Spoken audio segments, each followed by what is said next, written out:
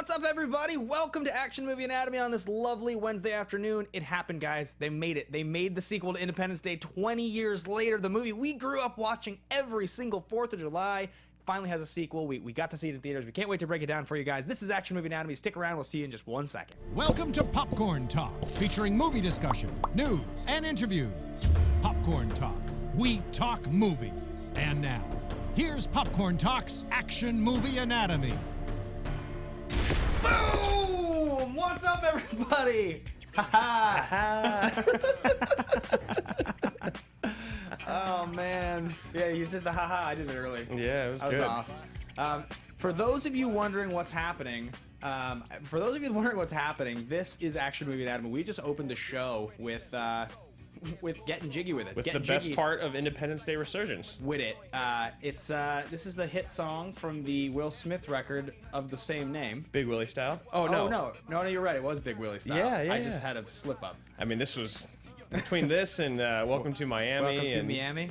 Miami. $100,000 cars. Everybody got them. And there was one other song off this record, I think. I think there was there was one more. There was Getting Jiggy with It. Welcome to Miami. How could we forget? It wasn't Wild Wild West, No, was it? just the two of us. Oh, it was. Yeah. That was good. That is a very sensitive subject. I used to love that song. Of course, dude. We all did. I had the CD. Of course, we all did. There was a thing called CDs back in the day, I guys. don't know if you guys have heard of them. Anyway, guys, that was a tangent. This is Action Movie Anatomy on Popcorn Talk Network, the online broadcast network dedicated to talking movies and all things movie related. And I'm your host, Ben Bateman, and this is Andrew Ghai. What's up, everybody? Happy to be here. Happy to be here on another 100-degree Wednesday in Northern California, or Northern Hollywood in Southern California. Northern Hollywood in Southern California.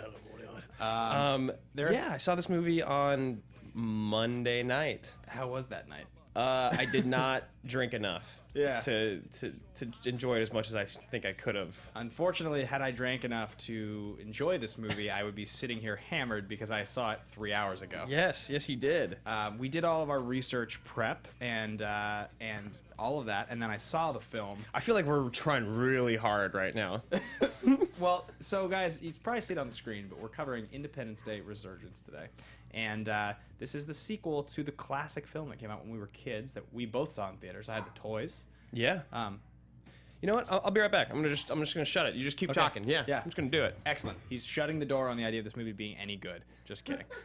No. So what happened was that they made a movie 20 years later that was a sequel to a movie that is considered by most to be a classic, and we'll touch on that first movie in just a second.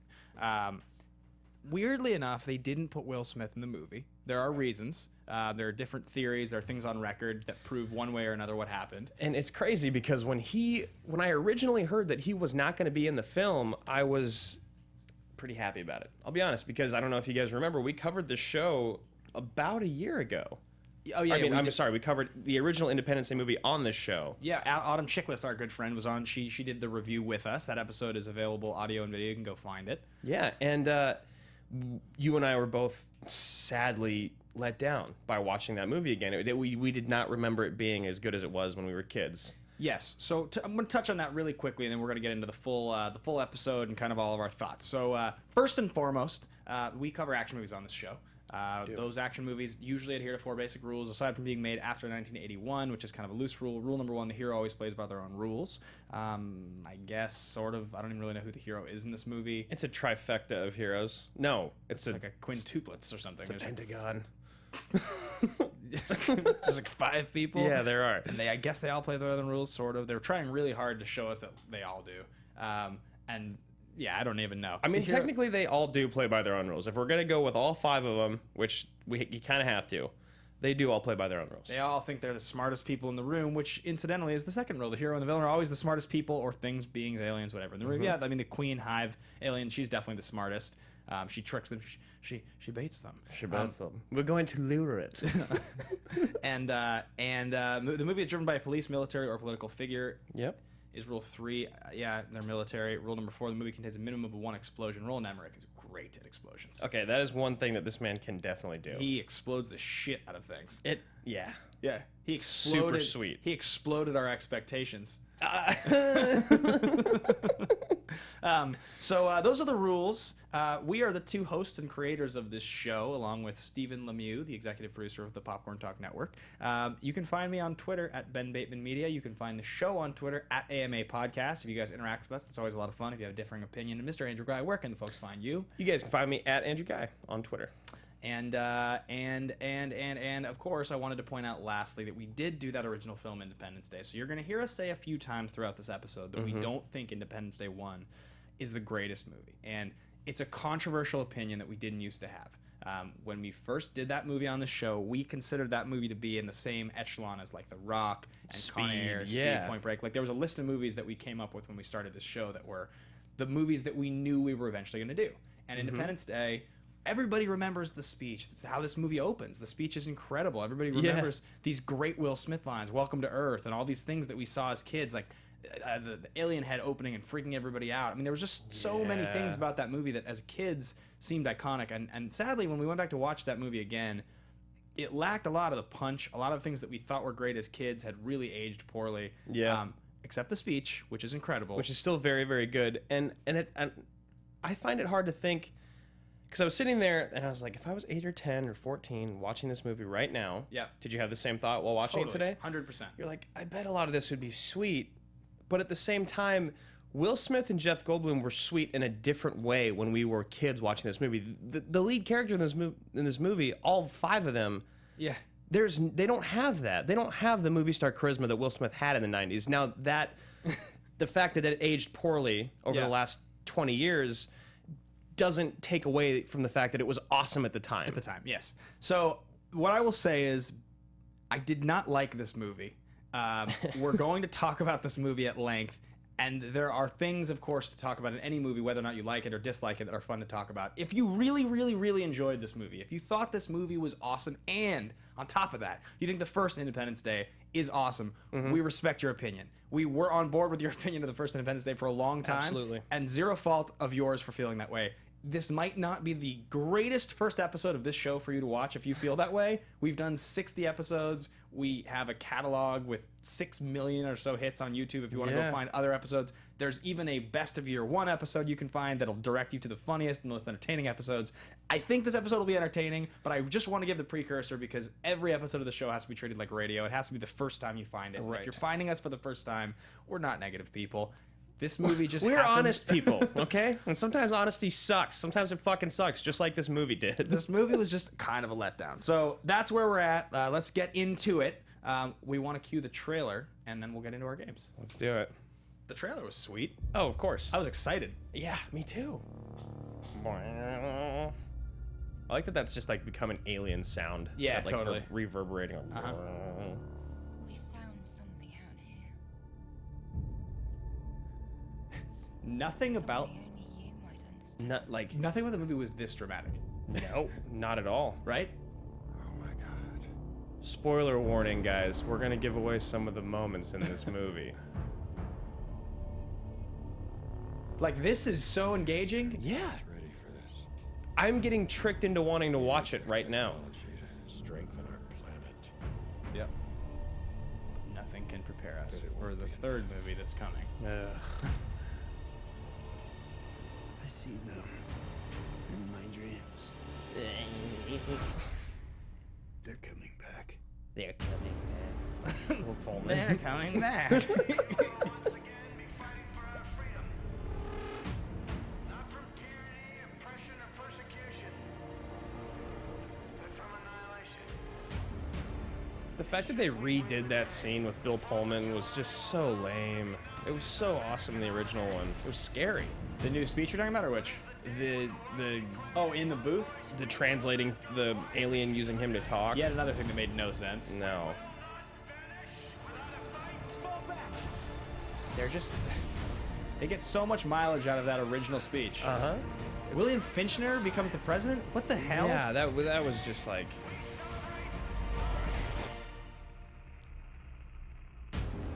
Cool. I want to go watch that movie. Yeah, that movie looks sweet. That Good movie trailer. is not what we saw this week.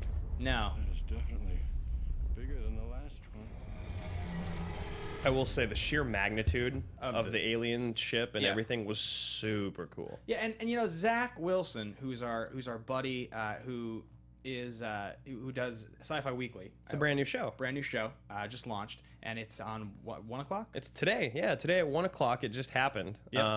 I think was it their first episode, or has he been doing it? It was their second show. Their second show. Okay. Excellent. So he had a different opinion on this movie. He said he went in with very low expectations, but from a world building standpoint, from a sci-fi standpoint, this movie was awesome in some ways. Like that, as you said, the sheer magnitude of the spaceship and sort of like what they did to build Earth and the way that Earth existed now and all those things, the stuff on the moon. And to that end, I mean, I guess I'm not looking at it that way, so I could see that would be really awesome if that's what you went into it looking for. Right. Well, the thing is that those things being accurate is so different than the rest of the movie. Like, just because the world that they build is cool and the sheer magnitude of the alien ship is cool, the fact that nothing else in this movie has any stakes or is grounded in any sort of like real personal relationships. Yeah. It really takes away from how cool the world is. Agreed. And I will say, when a movie costs $200 million to make, in this day and age, I think you have to expect those things, because if those things aren't accurate, they're missing the mark on a whole level that's not even artistic. They're missing the mark on a level that's just the base understanding of what a blockbuster has to be. Right. Like, you won't be taken seriously as a movie if you spend money like that and promote like this movie promotes and then don't hit those things out of the park. Yeah, because you have that much money and we have the technology that we do have to make bad explosions and alien spaceships in a $200 million movie is an embarrassment. Now, that being said, the best part of your movie should never be something that the computer does. No, never. It should be what your actors and your director do. So we're going to get into thesis statement, which is a thing we do on the show. But before we do that, I want to remind everybody that we have this thing we asked for last week, and it's we do. Yeah, it's really cool. So what we said to you guys last week, and we're going to say it again this week. We are on Twitter, and we listen, and we read everything. So one of our followers, Steven Scott, at Steve, STEV_EN1, suggested the name game. So essentially just saying, simply, why don't you guys do a segment where can you come up with a better name for the movie? Yeah, where we rename it, essentially. Yeah, a really quick game. We're always kind of introducing new games. Some of the old ones we've done on the show for a long time have gotten a little stale, so we wanted to start introducing new ones. We're going to tease that game for next week, this being a sequel and Independence Day, semicolon something, we just feel like there's a better week to premiere that game. It's a better movie to premiere that game on. Yeah, because we thought about it and I looked and there was a lot of prospective titles for this movie that they were going to use, and I was like, you know what? There's like 8 or 9 that are listed here, and what am I really going to think of that's not Requiem or Annihilation or Reborn? Yeah, Rebirth or something. You know, that's like, and so there's a better time to do it. But Steven Scott, thank you so much for suggesting it. I think we're going to try to do it for next week's show. Yeah, and it's not that any of the other ideas that are out there weren't good, because there's a lot of great ideas, and we want to hear more of them. It was just that we saw this real quick, and we're like, you know what? That's exactly the type of thing that's just quick and fun, and everyone can participate. It's fun, it's easy, it's repeatable. Exactly. It's like a shorter version of Tagline in a lot of ways. So if anybody else wants to suggest things to add to this show, that is the kind of thing that we like to look for. So let's get into one of our games we've played since the beginning, and this is Thesis Statement. Yep. So this is that part of the show where you share a thought or an opinion about the film that is kind of rooted in hyperbole. It should be very bold, something big. This is the best this, the worst this, the first this, the only this. We try to stay away from loose stuff. This is my favorite Liam Hemsworth movie, or something like that. This is the best Jeff Goldblum's hair has looked since 19... Yeah. Though the best is still valid, so you could use That's that one. true. So that's what we're going to do. Would you like to start with your thesis statement? Yeah. Okay. And again, I want to reiterate, guys, we love this show, and we love talking about movies. This one just wasn't our favorite, so I think this is... I want to say this is the worst display of movie making I've seen Ever? but I don't think that's fair. I think that's a little... It's a little intense. Yeah. So what I'm going to say is that out of all their stupid relationships that they tried to force into this movie, the biggest miss that this movie had was that Liam Hemsworth was not Randy Quaid's kid. Do you know how sweet that would have been if he was just a little crazier and a little more wild? Right. More of a wild card, and then they tied it in the end that he was Randy Quaid's kid, because he had 3 of them. Yeah, right. Well, and one of them was Andrew Keegan, right? Yeah, and one of them was... I can never remember that girl's name, but she's ended up being around for a while. Yep. And then there was the youngest one, right? The youngest one, who would have been the same age. Who could have been him? Yeah. How cool would that have been? Yeah. So the biggest miss of this entire movie, let's put everything else aside, is that Liam Hemsworth was not Randy Quaid's kid. Come on. Yeah. Because everyone else's kid's in the movie. Yeah. Pullman's is. You It's know, true. Will Smith's is. Does Goldblum have a... Who's his kid? He doesn't ever have kids. Didn't have a kid. Because that's when his dad says the line about grandkids if you're lucky enough to have them. Right, of David. course. Yeah. David, my David. Of course, my David. I'm so happy I was asked to reprise my role in this film. Get on the bus. I'm going to take you somewhere. That guy. It's just great. Just real great. Yeah, so that's mine. That's a really good thesis statement. Right? I think mine's a little more broad, but this is what I started thinking about, all right? So, blockbusters cost a lot of money nowadays. Mm-hmm. Yet, $200 million is still a shitload of money. It's a lot of money. Yes. At a cost versus reward scale, this is the worst sequel ever made. This is the worst sequel ever made when you consider the money spent on it. Yeah. So, when we are going to get into a sequel discussion in just a minute, which is another thing we wanted to add to this episode. But from the standpoint of how successful and well-regarded the first movie was 20 years ago, Yeah. to spend $200 million on a sequel 20 years later, this is the worst sequel ever made for $200 million or more. And there's so many reasons why. Yeah. Like, why isn't Will Smith in it if Jeff Goldblum's going to be in it? Why isn't it released on July 4th Right. if it's a July 4th? It's called Independence Day, for God's sakes. And I checked. There's no movies coming out on the 4th of July. It's a Monday. Yep. But there's movies coming out on a Wednesday and a Thursday and the Friday before and after like normal. You can make a movie come out when you want it to come out. Release it on Independence Day. Yeah. Do it. Sure. More people will go see a movie called Independence Day on Independence Day, and Will Smith isn't in it. And then the best part of the movie is the CG, and all the characters fall flat. So yeah, Well, it didn't open. Like, if 4th of July is a Monday, that's a holiday Monday. Yeah. That weekend is 4th of July weekend. Did you go to any 4th of July parties this last weekend? no, Right. actually I did not. You gonna go to one next weekend? No, but I might go to a movie. Right. Exactly. I mean, what people will be celebrating the 4th of July next weekend. That's Yeah. what they're gonna be doing. Exactly. Why didn't the movie come out that weekend? It's crazy. Yeah. It's nuts. It's nuts to me. Absolutely. I'm gonna have to agree, man, because again, you're not making a sequel to The Godfather. No. You're not making a sequel to like a new Batman franchise. You're making a sequel to a fun popcorn throwaway movie that you directed 20 years ago. There's a great quote. Actress Sela Ward, who plays President Elizabeth Lanford, says, "This is a delicious popcorn movie you cannot watch on your laptop or your telephone." I love that because that's essentially her saying, like, I don't dignify this as a real film. Right. This is something that you have to pay money to see in theaters because all it is a bunch of crappy effects. Yep. That's basic. Like, when one of your actors says that, that's like politics speak for, like, I don't take this project at all seriously. I basically, Dude, I would watch Boogie Nights on a Razor. yeah.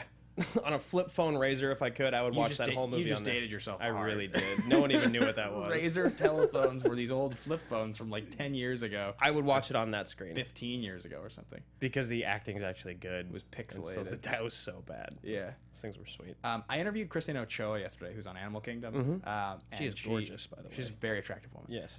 She also was on Matador with our friend Johnny Cruz, Okay. which was led by Alfred Molina. Yeah.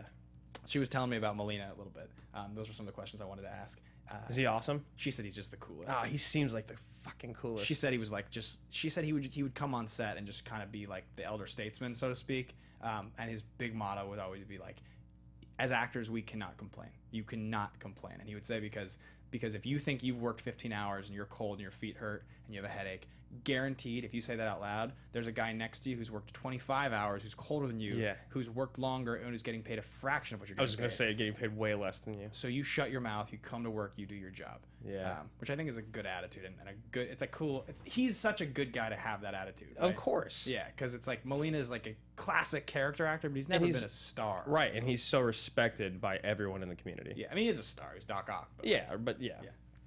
Okay, so those are our two thesis statements, and if you have a different thesis statement, a differing thesis statement, let us know. Put it in the live chat. I've got it open here. Put it on our Twitter at AMA Podcast. Let's get into a game that's usually probably the best part of the show, but Bateman, you were having a hard time coming up with your fist pump moment. So a lot of the games we play with this show. Are about how much we love the movies. Yeah, right. And I kept. It's okay. Admittedly, it's very hard to walk out of a movie. And, Independence Day Flatline. That's when you say that. Someone's dreaming. It's a good one. I like good that. Because everyone's dead. Yeah. It's it's hard to walk out of one of these movies and be able to do all these games right away because you need usually a minute to process it. Yeah. I find that like when I watch a movie like in theaters that we're doing on the show, sometimes it's difficult to catch a fist bump moment. It is really hard. Also, watching movies for the first time, it's another reason. It's another thing. Like it's much easier for me to watch The Rock or even like a movie like say like Deja Vu. It's easier to watch that because I've seen it 3 or 4 times. Yeah, because it's almost like the fist pump moment is because I mean we'll break this down for you guys what it is in just a second. But when you're watching a movie you've seen before, you're kind of like You're looking forward to it. This is why I love this movie. Yeah, totally. You know. So yeah, fist bump moment, guys, is that moment when you're watching a movie and something kind of happens and you just almost have like a pause where you're just kind of like, yes. You like look around, you're like, is anyone else seeing this? This is so sweet. You get like that jolt in your stomach. Like, oh, it makes God. you feel awesome. Like you're like, this is so sweet. I'm so excited to watch this movie. What I will say is this is not a way I've described fist bump moment on here. I think many times, but like if you've ever had a drink of alcohol, if anybody watching this show, and I apologize to you if you're under 21, I do not condone you drinking if you're under 21, but Don't do it. yeah, don't do it. It's a bad decision. But if you've had right at 2 drinks, right after Right. like that second glass of wine, that second beer, whatever it is, there's this exciting like warmth in your stomach Yeah. that essentially feels like I'm so excited to go home and watch this movie I've been thinking about, or I'm so excited to order this pizza right now, Yeah. or whatever it is. Oh, let's go play video games. Whatever the thing is super exciting for right at that one moment. It's like this moment of clarity. Yeah, and I will say, fist bump moment is essentially that moment in the movie. It's something happens, and you're like, I'm so pumped to get to watch the rest of this right now. Yeah. You gotta like pause it and check. Be like, yes, 120 minutes left. Are you Yeah. kidding me? Yeah, exactly. So that's fist bump moment. This movie didn't have any. It sucks. It really. So for me, it actually had 2. Yeah. And that's because you had to look for it. Yeah. You had to. You There have to try to find moments to there are enjoy fist bump yourself. Of moments in this course. movie. Yeah, there is. So I have 2. I'm gonna start with my first one because it's so broad, and it's when the ship is landing on Earth and everything is getting picked up. Yeah, it was and crazy. The cars trying to. You see like Cataclysmic. plane. Yeah. It was one of those things where you're watching it and you kind of get that feeling inside. It's almost like when you feel an earthquake that's like a little stronger than you'd like. Right. And you get that unsettling feeling of like, oh my God, if this happened, I would be so helpless. Yeah. I could do nothing. It doesn't matter how much I work out or how smart I am or anything. Yeah. I am so dead in this moment. And you see all of it coming out with the planes or the trains or the cars and it drops. Right. What comes up must come down. I was like, yeah, Yeah. there you go. Like, this is the only reason you still get to make movies, Roland Emmerich, is because Yeah. of that moment right there. Yeah, 100%. And I mean, it all comes down to the bottom line, and his movies make money, so Yeah. he just gets to keep making them. Thank God for that. Thank God. Thank God for you. Thank God for you. What movie is that from? I don't know. I was trying to figure that out. Sounds like it needs to be Alec Baldwin in The Edge, but it's not. You've seen it, right? Mm-hmm. Is it Willem Dafoe in Spider-Man when he Peter Parker? Thank God for you. Thank God for you. Is that right? I don't When know. He's tricking him? Guys, where is it from? Help out, audience.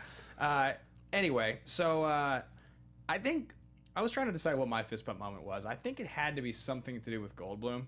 Yeah. That was what I figured because like I at least enjoyed Goldblum on the screen a bit more than some of the other moments.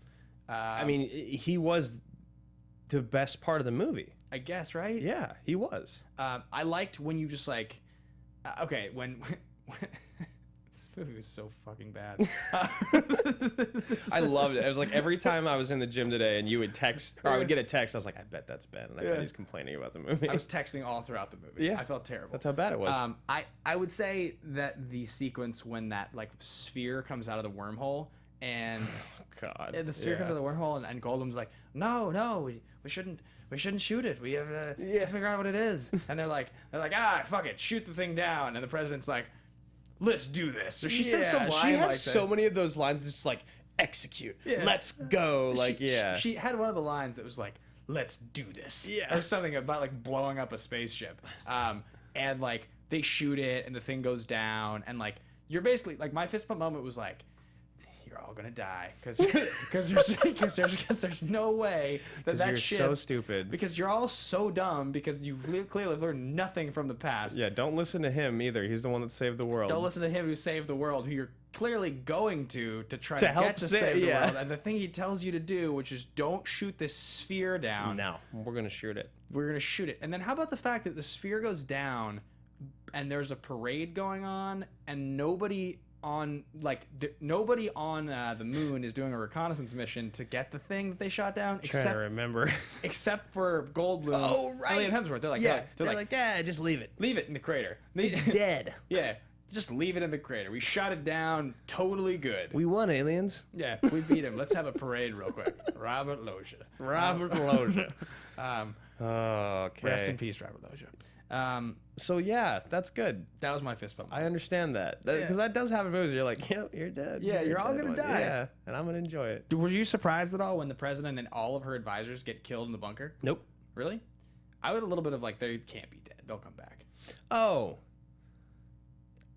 No. No, I thought maybe she might live somehow. that's what I was thinking. Yeah, I guess. Yeah. The whole thing was very bizarre. Yeah, I mean, there was so much in this movie that it just didn't make sense. Like, I felt like I was high watching it. Yeah. You know what I mean? So Susan Sarandon was in discussions to play the character that Sela Ward actually played, and Susan Sarandon said on record, I got the script, I considered it, it just wasn't particularly good. I didn't understand what was going on. I'm paraphrasing here definitely because it's something I read this morning, but essentially she was just like, I didn't understand what was going on at all. I didn't get it. I didn't think it was particularly good. I chose not to do it. Like, Yeah. I was watching it and I didn't understand what the hell was going on. All right, we'll have plenty of time to discuss. Yes. Let's continue moving. Do we have anybody left in the live chat? Well, everyone's still here. Honestly, man, I think a lot of people feel the same that we do. They share the same sentiments as we do about this film, and I don't think there's really any way not to. Did you just call this a film? We are a film. We're going to get into star profiles here, but it's interesting because someone said, are the Hemsworth brothers movie stars?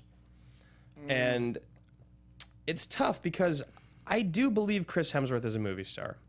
I don't know if I think he's a good actor or not, but I haven't seen the movies that he is celebrated for in his acting, which is In the Heart of the Sea and Rush. I've just seen him be Thor, and he's good at being Thor, but I don't think he's a particularly good actor. Now, you know how I feel about Liam Hemsworth. Yeah. I mean, it's tough to say, right? We because we cover like mostly blockbusters and big movies on this show, but we also cover a lot of movies from a different era. We've had the discussion a lot of like, are there movie stars anymore, and are they the same as they used to be? And the answer is definitely no.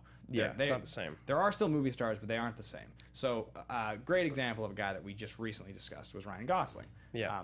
Gosling, I think was mid-30s, 36 maybe, something around Yeah, there. he's like, right around there. And he's been doing pretty solid work now since like 2004, 2005. That's like, he's done stuff earlier than that, but like really the last 10, 11 years is like what he's had his moment.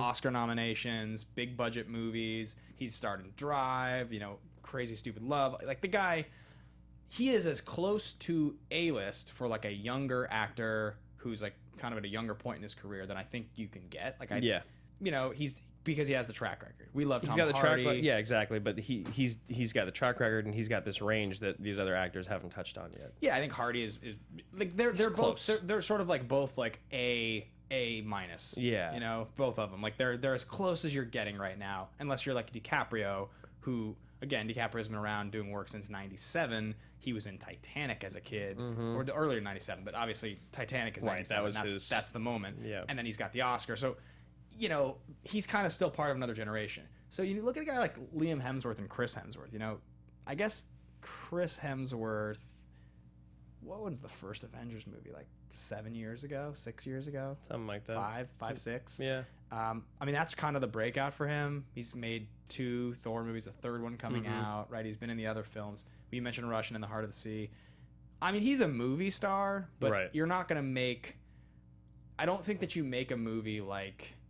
I don't want to say The Nice Guys, they didn't make any money, but I don't think you launch a franchise, like an action franchise, like The Accountant or something like that. Right. And it's starring Chris Hemsworth. Or Liam Hemsworth, yeah. Yeah.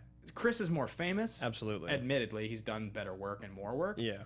Liam is like, okay, well, let's go into star profile. So you look at what Liam Hemsworth's done, and his last 3 credits are 2 of the Hunger Games Mockingjay movies, part 1 and 2, which were in 14 and 15, respectively. Yeah. And then in between those 2, he has a movie called The Dressmaker, which is a 2015 indie movie. And everything else he does is just kind of TV things. Like he's on TV here and there. He pops up on a show. He was in indie that movie movies. with Harrison Ford and Gary Oldman, that like espionage movie, right? Yeah. A couple years ago. Yeah. I can't remember what it's called. And you know, you see him pop up in things. I mean, Liam Hemsworth, like his name is attached to some bigger stuff. I think. He's a really nice guy. We've both met him a couple times, right? Yeah, he comes Liam? in, yeah, he comes in the library all the time. Oh, I've never met him. Oh, really? Yeah, Liam. Yeah, he's a nice guy. It's just, I met Chris, but I've never met Liam. Yeah. it's just, I don't get it. I can't buy in. Like, you don't have any of the things that I look for in a leading man, other than that you're good looking. Because he's good looking. I'll give him that. And they're Australian. Remember, They're Australian. being Australian and handsome is basically all you need. Yeah, it's a big deal in Hollywood. But other than that, I basically feel like he is just good at speaking on camera. Hard to know, hard to say. Also got to remember, I think there's an age difference, so I don't know how old Liam Hemsworth is. But I will say that like there's when you're young and you're a heartthrob, which is kind of the phase he's in right now. The Mockingjay movies, like that whole franchise, that's like very much proof of that. Yeah, that's huge. When you're in that phase, like you don't really get the opportunity. So like you look at some guys who transition out of that sort of phase. DiCaprio's a great example of a guy where he was doing dramatic work as a kid, but like really he exploded into the kind of movie star that we know him to be now much later in his career. Right. You know, whereas you look at, say, a guy like Kellen Lutz, who was, you know, kind of a smaller part in the Twilight franchise, and he had been a guy who was on TV, and he had been a guy that people thought was going to have kind of a bigger role in Hollywood. I mean, he had fucking action figures made of the guy. Right. Multi-millionaire. He's not doing anything. He was in that Hercules movie that Summit made, and it didn't do anything. So, like, it did not. Some of those guys have the ability to transition out of that. Other guys really just don't. I mean, Pattinson, what happened to him? Right. I don't think he has. I do not think he has the ability to I mean, I think that his greatest draw is that he's related to Chris Hemsworth, and that Chris Hemsworth is gonna stay relevant. Yeah. Like when I watched Liam tonight, he didn't ruin scenes for me. He didn't ruin scenes by being bad. Right. He just didn't like. He brings nothing. I actually thought that the other dude, Will Smith's son, was worse. He was horrible. Yeah. Atrocious. He was. And so was Bill Pullman's daughter. Oh, you thought she was terrible? She was to me. She was like serviceable. Right. You know that they recast her, right? Did you hear about this? Who was the original? So Mae Whitman is the girl. She's the actual daughter in the first movie. Oh, okay. And when they were making Resurgence, they recast Mae Whitman to this girl. And there was no explanation as to why. Anna Kendrick spoke up on Twitter and was like, "Why are they recasting this role? I don't understand. Everybody else gets to come back." Right. The speculation was that she wasn't that Mae Whitman was not like movie star pretty enough. This was like this, and it sort of has not been addressed by anybody. She stayed silent about it, but that's just another one of those things where you're just like, why? Right. Exactly. It's just like, all right, like you just need to. Pretty cute blonde girl, like to be this girl in the movie. Great. Makes me feel stupid for paying money to watch it. Yep.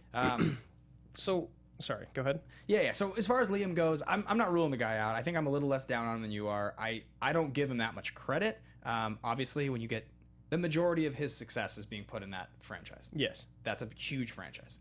The weird thing about that franchise, though, is when I started thinking about that, like I don't think those movies are remarkable. And I think some of them are better than others. Yeah. But those are pretty good movies. Yeah, the first two were pretty good. Compared to this, those movies are amazing.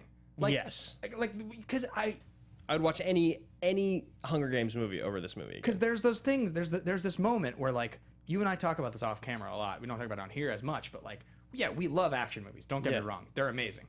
It's not like action movies are the only kind of movies we like. No. I mean, we very much enjoy darker, dramatic movies. We enjoy slower movies. We like, for all intents and purposes, action movies are usually worse than the other movies that are coming out because they're big budget movies that are supposed to make a lot of money. Yeah. Usually. So it's not that surprising that Independence Day Resurgence is a crappy movie. Like, it isn't. Like, it shouldn't be. It's never surprising. It's not like London Has Fallen was like God's gift to this earth. No, but it was so much more self-aware. It was so much more fun to watch. Yeah. So when you think about big budget movies like that, like the Hunger Games franchise. And Gerard Butler in that movie is a movie star. Totally is. Yeah. He's like A+. I'm fucking thirsty. I'm thirsty as fuck. Yeah, thirsty as fuck. Can we just fucking audible into that movie right now? Yeah, let's go back to why that was so sweet. Let's do London again. I can't wait to watch that movie again. London? It's been, Yeah. I think Olympus was still better. Yeah, definitely. Limpus is sweet. I like that you hadn't seen Limpus when we did it on the show. I was so sold on it. That was It a good so moment. great. So anyway, that's Liam Hemsworth. We remains to be seen with that guy. Hopefully, I mean, we wish him success. Obviously, he Yeah, seems- of course. And I've seen his good moments in those Hunger Games movies. Give me faith that like, given the right role, he could show us that he's a good actor. Yeah, I don't. I don't mean to be too hard on the guy. He hasn't shown me yet. Let's get into Jeff Goldblum here, which his career is much different. Obviously, he's Who's the company that does the commercials for right now? is it insurance? No, No, it's like it's- a card. It's like Capital One, isn't it? Oh, is it? Oh, I think it is. Yeah. Wasn't it also apartments.com? Oh yeah. Goldblum's the best. He's the best. So I he's fucking love Jeff Goldblum. He's been on a lot of episodes of Portlandia, but if you go and you look at his movies, it kind of makes sense for the guy. So he was in Mordecai with Johnny Depp in 2015. which was on most lists as one of the Razzies. Yeah. One of the worst movies. One of the worst. He did the Grand Budapest Hotel in Very good movie. 2014. Yeah. And then he was in Le Weekend. I think it's pronounced Le Weekend. Le Weekend. Le Weekend. Jeff Goldblum is just a master. He's so awesome. Yeah, he's incredibly self-aware. He's been working forever. He's been in like all these sci-fi franchises, like Jurassic Park franchise. Yep. He was in the Independence Day franchise. He was in the Fly franchise. So great. Like his roles in the Wes Anderson movies that he's in are always fantastic. He loves to make fun of himself while taking himself so Yeah, seriously. totally. He's great. He's far and away the best part of the first Independence Day. Definitely. When we rewatched the movie, like, and for the record, I just want everybody to know that movie is like a perfect 10 if we're comparing it to this movie. Oh yeah, absolutely. Like I would watch the first Independence Day any day of the week compared to this movie. Yeah, Guilty Movie Pleasures is covering it today at 6 And on I their show. Highly recommend it because Yeah. it'll remind you of why this franchise did get remade, which is that it has a lot of very memorable moments. Yes. But he's far and away the best part of the first movie. Like super entertaining. Yeah. Total movie star. So that's probably enough about Jeff Goldblum. We have covered a lot of the people involved in this movie. It's funny when you read the production notes for the first Independence Day. Mm-hmm. There's a lot of discussion about Roland Emmerich and Dean Devlin, who are the co-producers, co-writers on this movie, and they had made Stargate. So Stargate, right when they made Independence Day, they were in a press conference for Stargate, and they basically like. In a conversation, I think on mic, we're like, Yeah. oh yeah, we should do a movie about this, and they're like, oh, that's kind of a good idea, and then they like wrote Independence Day in like a month, Yep. and then they made the movie. Hilariously enough, like they're still trying to make a Stargate sequel. Like all the They're press, still trying. all the press that I read about like this movie and Resurgence, there was a remarkable amount of stuff about them just talking about Stargate. Of course, because they just want people to get on board while they're relevant. Yeah, And there's still always those Stargate like fans that are like, oh yeah, it's gonna happen. yeah, people love Stargate. They sure do. Yeah. Now the things about Roland Emmerich to point out that are actually interesting. I mean, he's made $3 billion worldwide on his films. So like we talked about earlier, this guy makes money. He's a German film director, screenwriter, and producer. He's an active member of the LGBTQ community, which He's openly gay. yeah, equal rights and global warming activist. But okay, can I just talk about that for a second because this is something that blows my fucking mind. So, all right, 1994 or 96. You're making the first Independence Day.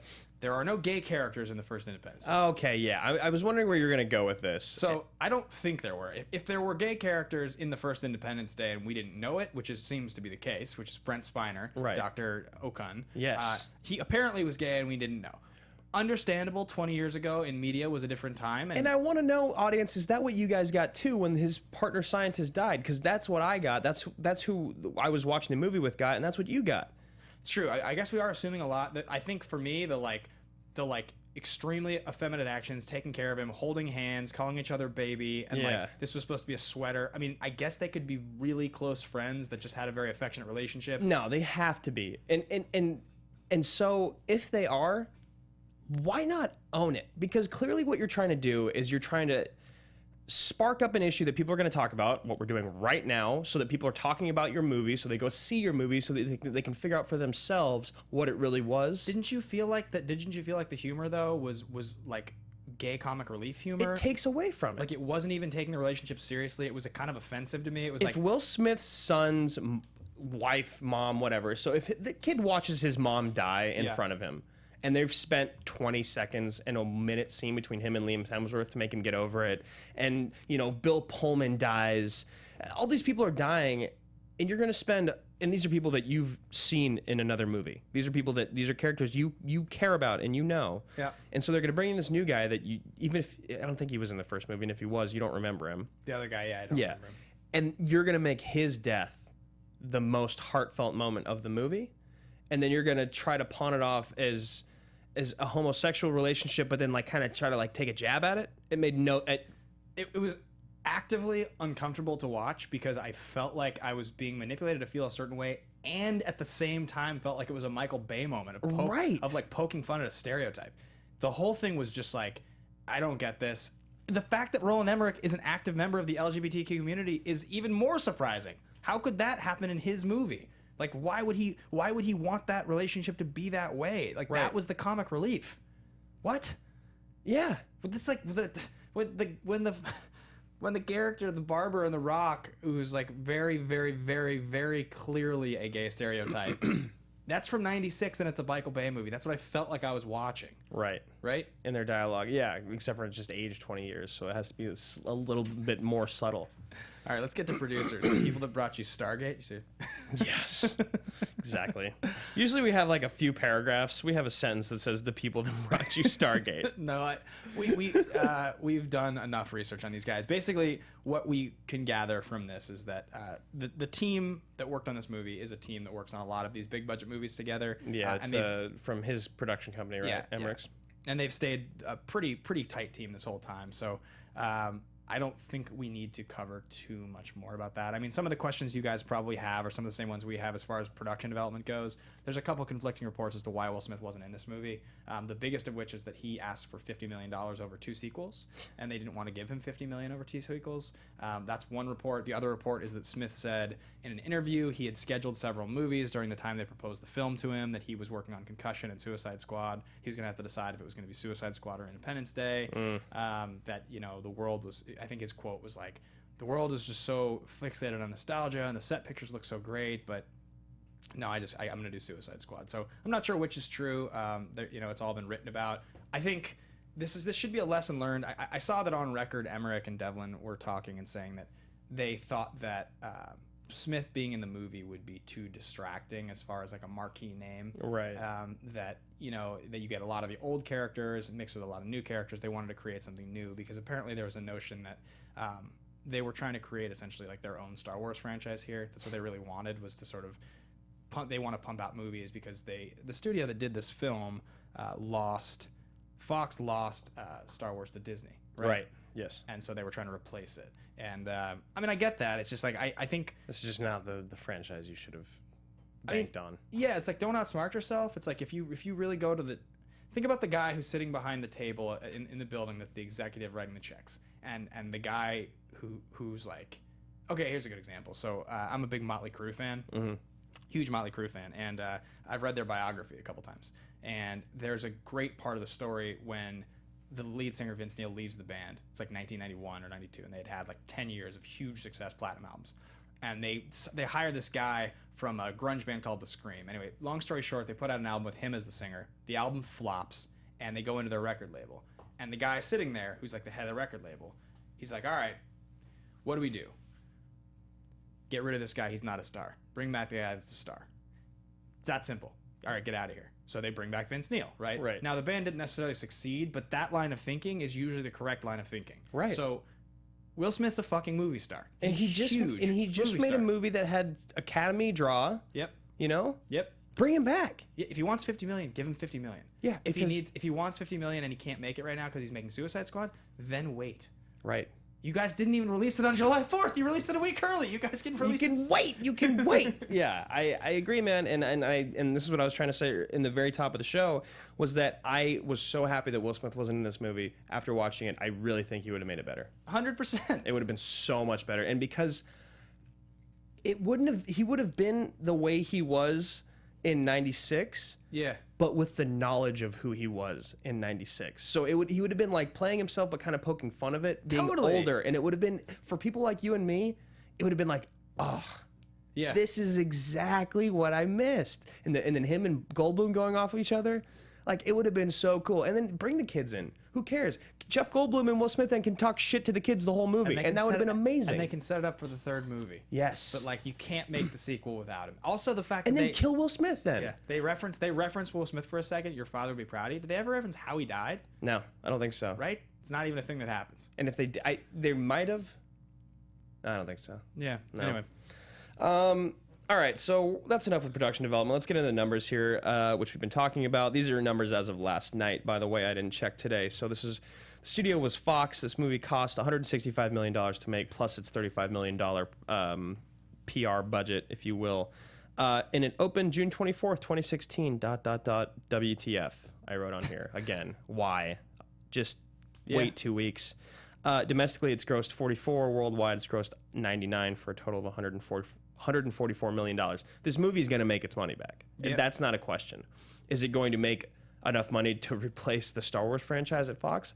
Absolutely not. No, and I think that the 165 plus all the marketing, I think that this movie's going to fall off pretty hard in second weekend. Absolutely, dude. I mean, maybe just maybe they thought we'll release this early, so 4th of July weekend it'll get a spike. Maybe, but so you're going to release it the same weekend as Finding Dory? Yeah. Are you Right. What are you kidding me? Yeah, agreed. I mean, I think that maybe, so we'll see how much money it makes next weekend. It's very possible people we're like, oh yeah, some will see it the opening weekend, and then a lot of people will see it next weekend. Right. And maybe we're the fools here, and that was their plan all along, and it's gonna make a lot of money because That's why we're there and we're here. Yeah, maybe that's the case. But my question for you is if we did not have this show and you did see a movie last weekend or the weekend that this came out, and you had to choose between Finding Dory and Independence Day, which one I've seen? which one would you have chosen? Finding Dory for sure. Yeah, same. Yeah, a sequel that is demanded with great people behind a studio I totally trust. That doesn't feel like but doesn't feel in any way like I'm being used. Like this just feels like I'm being used hard. Yeah. Finding Dory made $31 million more opening weekend. Yeah. Critically, this movie has a 5.7 on IMDb, and it follows our algorithm on Rotten Tomatoes, which is it's got a 33% by all critics, 19% by top critics, solid, and a 39% by audience, which is the highest number. It's very good. Yeah. We chose to pull no reviews because we feel we reviewed the movie well for you guys through this episode. Yes. Welcome to Earth. Okay, I was like, I don't know what's happening. Are we Sorry, getting that took a robbed? lot longer to get to the line than I thought. We're getting robbed. We're The engineering booth is getting robbed right now. welcome to Earth. So we, God, What's your favorite line? None. No, right? there's actually one line that I thought was funny. I wish I had written it down, but when it happened, I was like, I should write that down. I was like, nah, that's not notable enough. There'll be something better. Right. And there never was. So Was it Fincher's line? No, it's when Goldblum walks into the little area that the warlord has set up. He sees the elephant tusk, and he's like, oh, did you kill the elephant yourself or something like that? He says some line like that. There's a throwaway line. Right. That I was like, it's Goldblum. It's Goldblum. It's That's just my him being man. a weirdo. That's my man. Yeah. I like that line, and I also thought that the line at the end with the warlord, when he's talking to that pencil pusher guy, it was a relationship was just irrelevant. It was where he was like, "You have the heart of a warrior" or something. I was like, neither of you should be in this movie.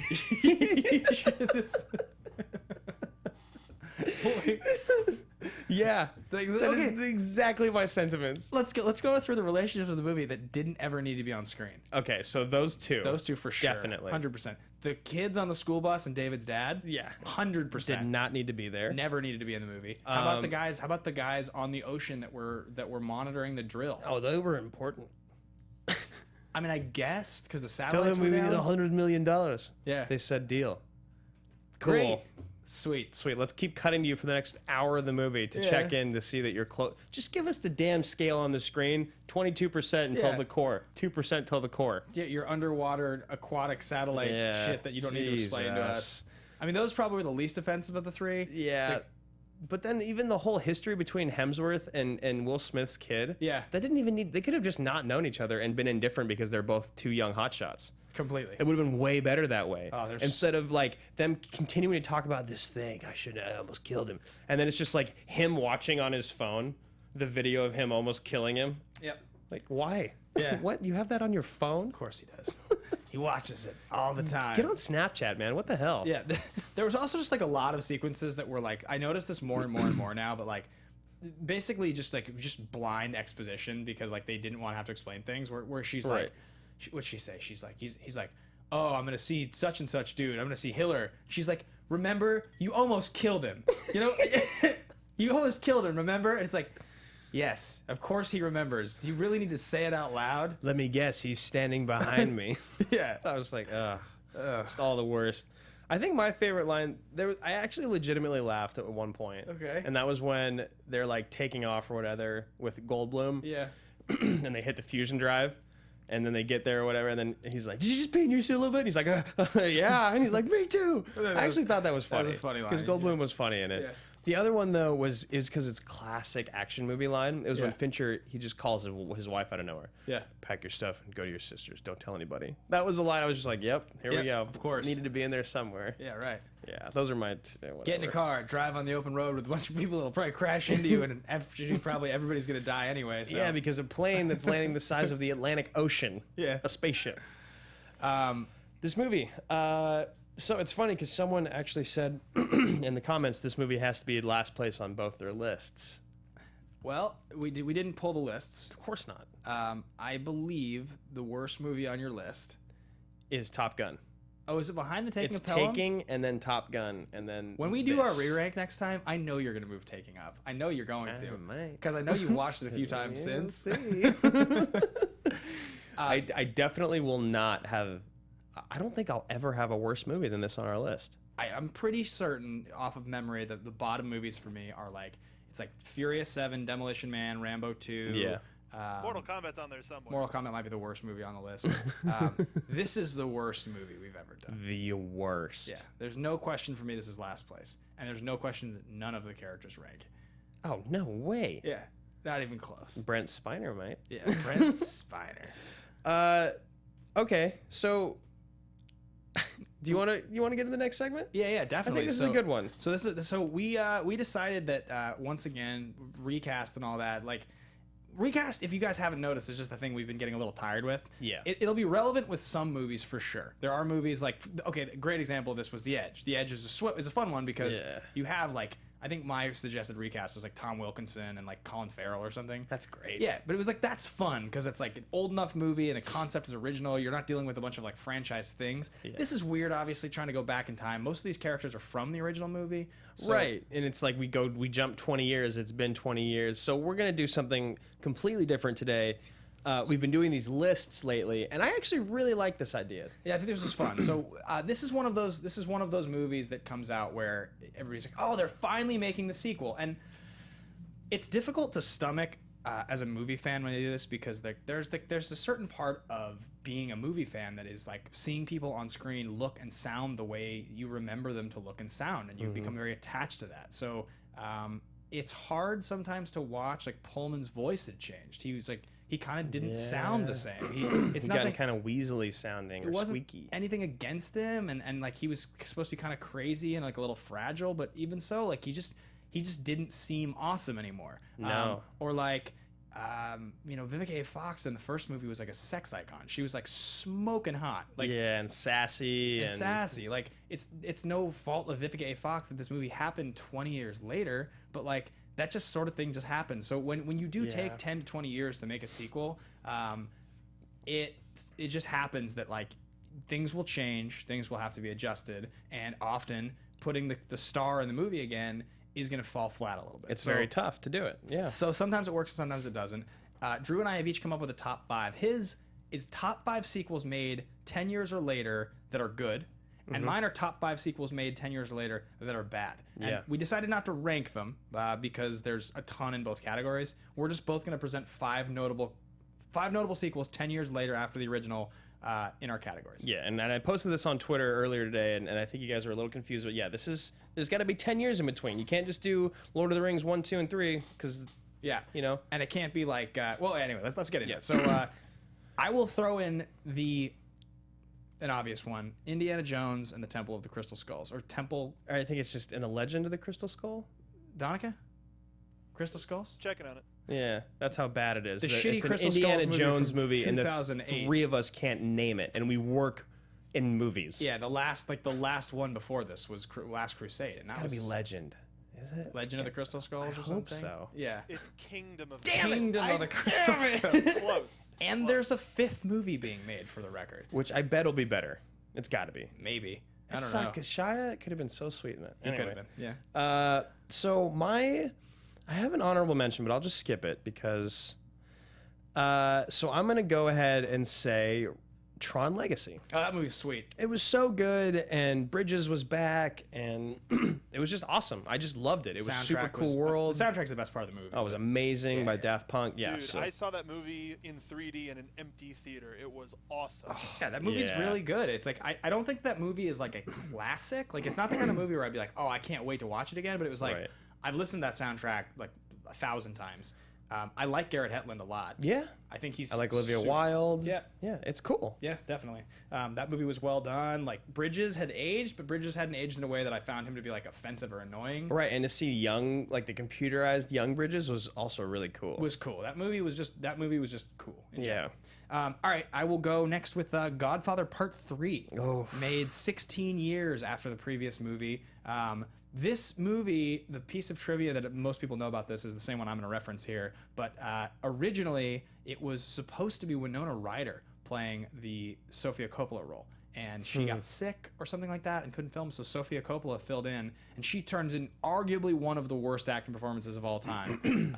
Especially in that franchise, when 1 and 2 are revered as two of the greatest, if not the greatest movies ever made. I mean, it's invariably the greatest sequel ever made. Yep. Like, I don't think there's even a discussion that there's a better sequel than that movie. So to follow that up 16 years later with a movie as bad as this, Andy Garcia's fine, but like that movie's just really, really, really bad. And it's you'll see like the Godfather trilogy will play on like AMC sometimes or one of these, and you're like, oh, the Godfather trilogy's on, and you're watching one, and you're like, you look at your buddy, and you're like, this We should just movie do the is- whole thing. This movie's really special. And then the second one's on, you're like, God, I forgot that I like this movie. How even- is this better than the first one? And then you're watching the third one, and you're kind of looking around. You're like, Is this a joke? I shouldn't say this is bad because I'm wrong. I'm in the minority. It's the trilogy. It's the Godfather trilogy. He must think it's good, and like nobody No one. thinks that movie is good. Mafia is better. Yeah, The I knockoff. like the movie That Mafia. movie's sweet. Yeah. Isn't Jay Moore in that movie? Yeah, Jay Moore and Lloyd Bridges. Yeah. Amazing. So I think my next one is going to be Mission Impossible 3. Okay, to defend yourself here because it's a little bit of a weird one. Obviously, Yeah. there was a movie in between. There was a Mission Impossible 2 in between, which was the perfect Mission Impossible to come out in the mid-90s with Woo, but it wasn't a good movie. And then 4 and 5 are so different from the feel of 1, because 1 doesn't feel like a straight-up action movie. It feels more like an action-adventure drama. It's like kind of a thriller. Yeah, a thriller. It's a thriller, And it's just kind of grittier and edgier, and it's not so flashy like 2, 4, and 5 are. And 3 is just like a real good action thriller. It's still in the same world as the first one, but it feels so different than any of the other films in the franchise. And it was also when Tom Cruise's star was falling. Yeah. So it's just a very interesting time that it came out, and an interesting movie in the franchise because it's widely regarded as the worst, or not the worst, but the least liked. Yeah. Because it feels so dark. Yeah, it's You know? and it's And it's my favorite. Yeah, me too. 100%. Yeah. That movie's fucking sweet. All right, I will go with it's a weird one. The Two Jakes. So this is the sequel to Chinatown. Most people forget even ever happened. Right. Chinatown is like 1970.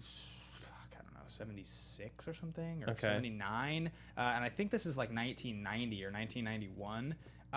It's just bad. It's just trying to like recapture the magic that is like maybe the greatest like modern I'll use that quote. Well, it's the 70s, but like updated noir film ever. Chinatown is like by most standards like one of the classic 5 or 10 it's scripts so great. ever. It's like just an incredible movie. It's just well paced, well acted, and The Two Jakes is just not good. No. It's a laughable movie. It's It's one of those. I've never even heard of it. I watched The Two Jakes once because I was like, oh, I should do my movie history. This is a sequel to Chinatown, and Jack Nicholson's in it. Must be good. Wow. It's crazy. Even all the greats, they've got some bad ones in there. Some turds. My next one is going to be Rise of the Planet of the Apes. Oh, that movie's so sweet. So good. Yeah. It was so good. Franco's awesome in it. Lithgow's great in it. Andy Serkis doing what he does best. Yeah. And Who's the chick in that movie? Is that Mila Kunis? Or is it... oh, Is Mila Kunis or is it what's her name? Carrie Russell. I can't remember. I think it's Mila Kunis. I think it's Mila Kunis. No. It's not. Who is it, Mark? Can you look that up for us? Please. I can't remember. Oh no, it's the girl from Slumdog, isn't it? Is it? Yeah. No, it's Pretty definitely Mila Kunis. Yeah. I got money on it. Slumdog Millionaire. Frida Pinto in the first Pinto. one. Yeah, It's definitely Frida Pinto. It is Frida Pinto. that's right. Oh, I don't know why I thought it was Mila Kunis. I know why. I knew. It was Ted, probably. Ted, yes. It was just cool, and I like Planet of the Apes. I think it's such a cool idea, and the original was so famous, and then the ones that came out, or the one that came out with Mark Wahlberg and Tim Roth was just not good. Yeah, Tim Burton. As the Tim Burton star was just continuing to fall. Oh, it's just so dead now. But yeah, so that's my next one. Is Rise of Planet of the Apes. It was so cool, and Franco was great. One of my favorites. My next one will be Terminator 3: Rise of the Machines. Oh God. When Schwarzenegger's body was still jacked enough that he could get away with doing it. Like, Yeah. he was probably in his mid 40s at that point, mid to late 40s, I would think. Really? I thought he was older than that. Maybe he was late 40s. Maybe he was over 50. But I think this is like 2003 would be my guess. 2004 maybe. Whereas like Terminator 2. Carrie Russell's in Dawn of the Planet of the Apes. Okay, That's got why. it. Yeah. 91 I think had been 2003, so Okay. it had been over 10 years, and I want to say that when Schwarzenegger made the second movie he was already like 37 or something, or 38 maybe. Such a stud. That movie is unbearably bad. The Terminator 3. It's just I can't believe it It's with happened. the chick Terminator and Nick Stahl. He was Yeah. 56. When Yeah. he made T3. He was Yeah. born July 30th, 1947. I was gonna say, I thought he was a lot older. He looks damn good in that movie. Yeah. For 56. Yeah. That was right before he became governor. I think it was one of the last movies that he made. The infamous deflation Deflation. What are you talking about? of his body. Of his body. Yeah. Oh, yeah. It's just brrr. Yeah. Yep. I don't think you really need to say much more. And I think this is good because our next two, or my next one, might lead into your next one, which is Star Wars Episode 7. Yeah, and so let's is the opposing ideas because Yeah. Star Wars Episode 1, which is widely regarded as the worst long after anticipation sequel ever. Yes. And- Now, Clone Wars is the worst of those original. I mean, the 1, 2, and 3. Yeah. And actually, the Phantom Menace is probably the best Of those three Of movies? the three. I mean, the end. I have the higher ground. Yeah. You are my brother. Yeah. Now that's sweet. Revenge of the Sith has more good moments That's than true. that first movie. You're basically just It's arguing just Darth against... Maul is sweeter than. Yeah, right. Yeah. Exactly. That's the only things that are good about those movies. Those movies are so They're bad. so bad. And watching Episode Hayden 7... yes, and it was like you waited so long to watch Episode 1, you saw it, and luckily for us, we were kids when it came out, so we were a little They had the probably toys, more I thought hopeful. It was awesome. Yeah. Whereas people our age, when that came out, were probably just like, "Are you kidding me?" Right. So now we're their age. Yeah. And our version came out. Yeah. In Episode 7, I saw it and I hated it the first time. You didn't like Force Awakens? No, I did not like it. I was not a fan. But when I saw it again, about a month later, Yeah. I loved it. Huh. I absolutely loved it. I was totally on board. And I think it's because my expectations were so high. I Right. was so excited and I knew that it was going to be good, but it wasn't for some reason. I don't know what it was. But then when I saw it again, I loved it. I'm on board. I'm so excited for the next two. Yeah. Yes, Star Wars. Right. So you have one more. I have one more. How did we miss one of mine? I did 5. Did you do 5? Yeah. I did 5. But yours is our last one to list here is fitting because we Yeah. did it on the show and it's still our highest viewed episode we've ever done. Absolutely, which is Mad Max Fury Road. And this is the biggest wild card surprise that's ever happened in this type of category. Because for a whole number of reasons. Yeah. Everything behind Episode 7 made Episode 7 a sure thing, like a really surefire bet to be good. Mm-hmm. Everything behind Mad Max Fury Road should have been exactly the opposite. Yeah, This was people were very, very hesitant to be on board with this movie. I mean, this movie came out almost 30 years after the third movie in the franchise. And it's funny because the second movie in the franchise is considered one of the greatest sequels of all time. Yeah, which I think is a bad movie, but that's just to me personally. But it's just very dated. But Yeah. Fury Road is, I mean, we've said so much about it on the show. Fury Road has some of the great action sequences that'll ever happen in a movie. It's all practical effects. The movie's, it's just a crazy, crazy, frenetic, sort of unmatched. I wish Miller would have won Best Director. It was just so cool. The Yeah. whole thing was so cool, and it was so well done. And they're gonna make more of them, which I can't wait. Yeah. So those are our lists. Those are 5 And it's hard. And obviously we have sequels in there that we like that, you know, like Two Towers is probably my favorite movie sequel of all time. I think Dark Knight is mine. Yeah, and in Dark Knight's most people's. Yeah. But yeah, so those are our lists, and it's hard to make sequels, but it can be done. Yep. It can be done well. Absolutely. There are 3 action movie categories: totally ridiculous, totally legitimate, ridiculously legitimate. This movie is totally ridiculous. This is totally ridiculous without even, there's not even a beginning of a conversation for any category. Normally we would like define a category as this movie is absurd. It's Yes. just so we're on to the last thing in the show, which is called The Pitch. It used to be so exciting when we did that every time. I would think we need to get that panther growl Yeah. in there afterwards. Because you do it. I do usually. it. And I just did it, but it wasn't as sweet. You manually insert the panther I growl. manually do. So this is where we pitch our movie for next week. If you guys follow us on Twitter at AMA Podcast, you can vote on the movie that you want to see next week. Also, we will ask for it once again, as we did earlier when we premiered the tease for the new the name game, which is renaming the movie every week. Thanks one more time to Stephen Scott for suggesting that. If you guys do want to suggest new segments, find us on Twitter at AMA Podcast. I'm at Ben Media. You can find me at Andrew Ghai. And suggest your thoughts for things you'd like to see us do on the show. But the 2 movies in question that we're pitching, I'm going to be pitching Jack Reacher. Because the trailer was so sweet Because the new that one just came out. Was it Never Go Back? Is that what it's called? It needs to be Never Back Down. I think it's Jack Reacher Never Go Back is the name of it. Never And jack down. Jack Reach Around. That was Ben's. I stole it. Jack That was Reach yours. Around, yeah. That's Mine is a little film called The Bourne Supremacy. So there are obvious reasons for both of these. We will absolutely be doing both of these movies in the next 6 weeks. Yes. Without question, because Jack Reacher 2 comes out in the fall, so we want to do this movie at some point that's not like within a week of it. Right. And Supremacy, we're going to be doing Jason Bourne in like, I don't know, a month or something, or 3 Right, weeks. so we've got 4 of our movies laid out for the next like 6 weeks. So if you guys want to see, we're definitely going to do Jason Bourne like the week after it comes out, or the week it comes out. I can't wait. Right. And it opens on like the 25th, I think, or something like that, right around the weekend of Comic-Con. So if you guys want us to wait, we can wait and do Supremacy a little ways down the line, so you don't get, because we just did Ultimatum like 3-4 weeks ago. Yeah. We could do Jack Reacher. We like them both. They will both get done on the show. Jack Reacher is like, I laughed in theaters because I didn't think it was that sweet. Yeah. I've seen it It's like 4 grown times on now. you, right. Jack Reacher's pretty sweet. Like, Yeah. It's actually surprisingly good, and that's not even just as a cruise enthusiast. Like, No, it is actually pretty awesome. And so's The Equalizer. Yeah. I've been watching that again recently too, and that movie is so sweet. The Denzel movie? Yeah, it's awesome. We'll do that movie soon too. Yeah. Maybe we'll do that when Magnificent Seven comes out. We'll do Fuqua.